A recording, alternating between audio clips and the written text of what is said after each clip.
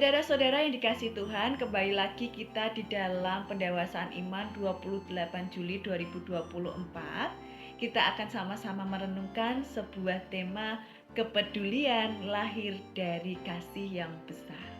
Berdasarkan Yohanes 6 ayatnya yang ke-9 yang berbunyi demikian. Di sini ada seorang anak yang mempunyai 5 roti jelai dan 2 ikan. Tetapi apa artinya itu untuk orang sebanyak ini? Saudara-saudaraku, mungkin ada di antara kita yang bertanya di dalam hatinya, mengapa kok kisah minggu lalu dan kisah minggu ini yang dibahas itu sama? Bedanya minggu lalu kita belajar dari Injil Markus, minggu ini kita belajar dari Injil Yohanes. Saudara, awalnya saya pun juga kaget. Tetapi ketika diperhatikan, minggu lalu kita berfokus pada Yesus Kristus yang dengan belas kasih-Nya memberi makan 5.000 orang. Bahkan lebih. Tetapi minggu ini kita fokus pada Sang Anak.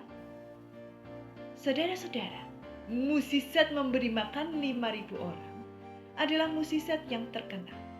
Tetapi di balik mukjizat yang terkenal ini, dimunculkan seorang anak yang memberikan 5 roti jelai dan 2 ikan untuk kemudian dipakai memberi makan 5.000 orang.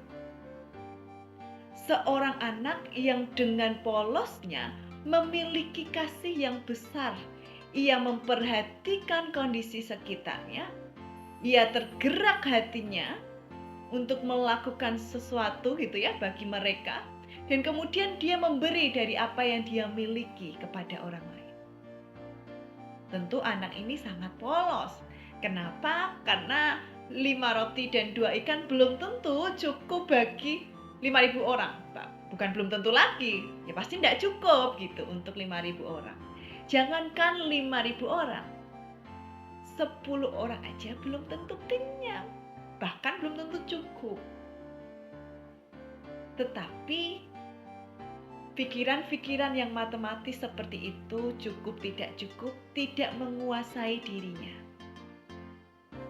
Kasih yang begitu besar, itulah yang menguasai hati sang anak.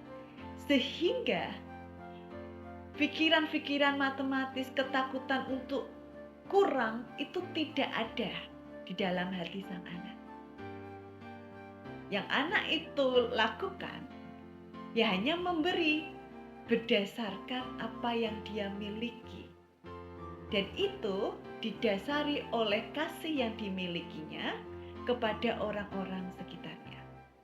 Kasih yang begitu besar membuat sang anak tidak egois.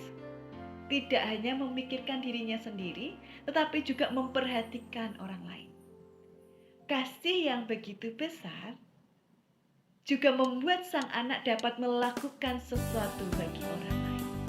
Saudara-saudara, dari tindakan yang sederhana ini, dari seorang anak yang polos, Yesus tidak hanya mengadakan mukjizat untuk memberi makan 5.000 orang, tetapi juga menyadarkan orang-orang makna kasih. Kasih tidak hanya memikirkan tentang dirinya sendiri, tetapi kasih itu memikirkan tentang kondisi orang lain, memperhatikan orang lain. Tapi kasih itu perlu didasari dengan kasih Allah dan juga dengan kebenaran Allah. Sehingga kasih yang kita wujudkan kepada orang lain berada di dalam ranah yang benar. Kita mengambil porsi yang cukup untuk menyatakan cinta dan kasih. Belajar dari sang anak yang memperhatikan orang-orang di sekitarnya, mari kita juga belajar untuk memperhatikan orang-orang di sekitar kita. Mulai dari lingkup terkecil kita, pasangan kita, anak kita, keluarga kita, teman kerja kita, teman di gereja, bahkan di sekitar kita orang-orang yang kita temui. Dan mari kita menyatakan kasih kita kepada mereka melalui perhatian-perhatian dan kepedulian yang kita miliki. Tentu dengan ranah yang benar, dengan kebenaran Allah dan kasih-Nya Allah yang mendasari semua itu. Sehingga kasih pun dapat dinyatakan dengan benar. Saudara-saudara, inilah permenungan kita pada hari ini. Kiranya Tuhan Yesus memberkati